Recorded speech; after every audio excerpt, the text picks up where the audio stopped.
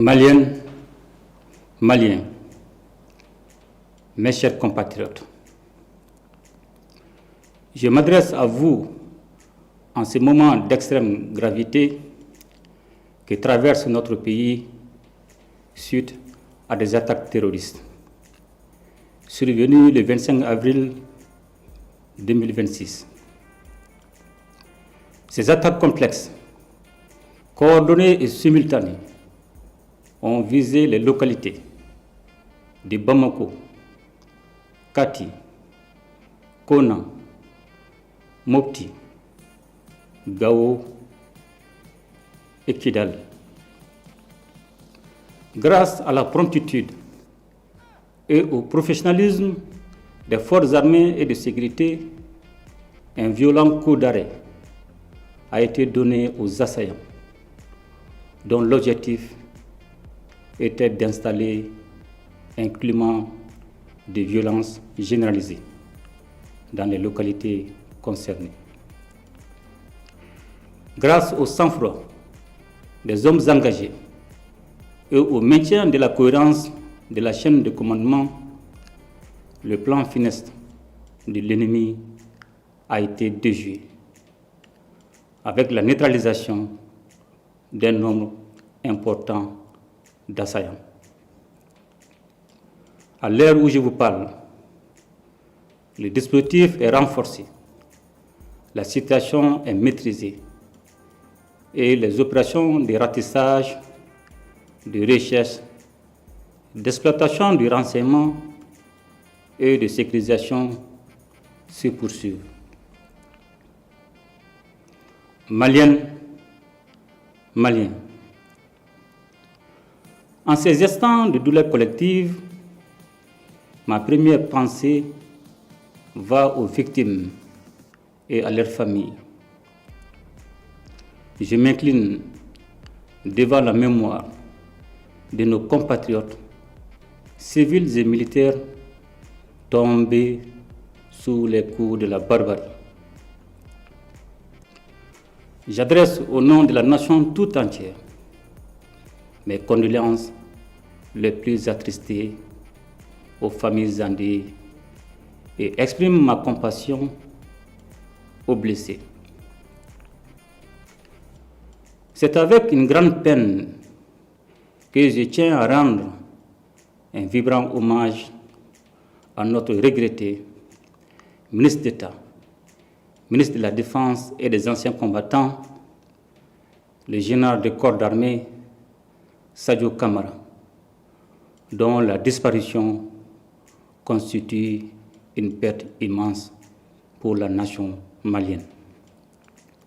Ce valeureux officier a servi le Mali avec loyauté, courage et dignité, avec un sens élevé du devoir à un moment où notre pays est engagé dans une lutte acharnée contre le terrorisme.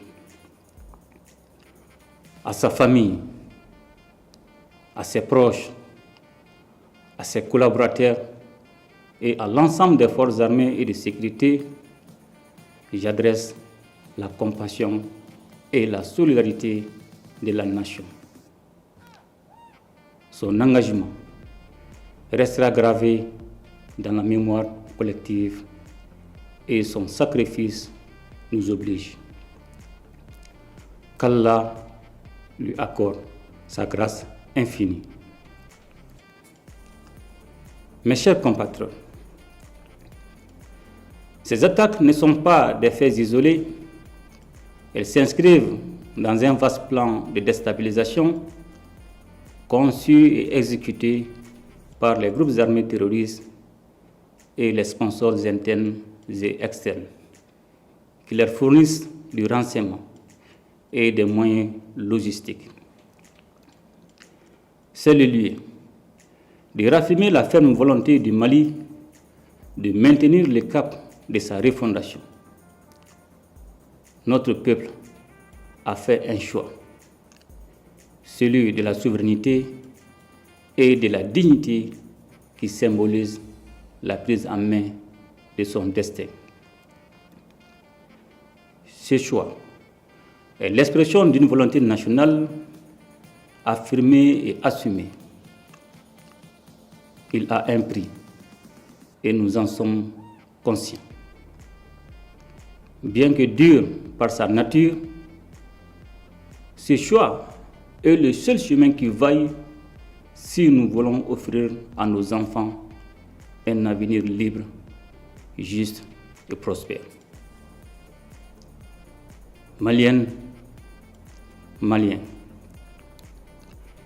les épreuves que nous traversons en ces temps difficiles ne sont en réalité que des embûches sur la voie noble qui mène à la prospérité.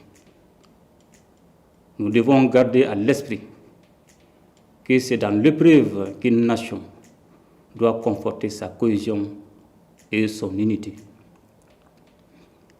Un sursaut national est aujourd'hui indispensable et nous devons tous, comme un seul homme, nous ériger contre la division et la fracture sociale. Mes chers compatriotes, c'est plus que jamais le moment de faire confiance à vos forces armées et de sécurité engagées dans une lutte complexe contre le terrorisme. Les opérations se poursuivront jusqu'à la neutralisation complète des groupes impliqués et le rétablissement durable de la sécurité sur l'ensemble du territoire national. Je demande également à chaque citoyen, dans chaque quartier, dans chaque fraction et dans chaque village, de faire preuve de vigilance et de responsabilité, appuyer nos services en transmettant par les canaux officiels toute information utile au renseignement et à la prévention. C'est pourquoi je vous exhorte aussi à ne pas céder aux rumeurs, aux messages d'affolement ni aux manipulations. Par ces temps qui courent, la désinformation peut devenir une arme au service des terroristes. Le Mali a besoin de lucidité et non de panique. Je salue, en cette circonstance, la synergie d'action au sein de la Confédération des États du Sahel, dont la force unifiée œuvre sans relâche à la pacification de notre espace. Je tiens également à reconnaître la qualité de la coopération avec nos partenaires stratégiques, notamment la Fédération de Russie. J'ai instruit le gouvernement de prendre toutes les mesures nécessaires pour renforcer l'assistance aux victimes, soutenir les familles endeuillées et accompagner les blessés. La solidarité nationale ne doit pas être un vain mot, elle doit être un geste, une présence, un soutien concret.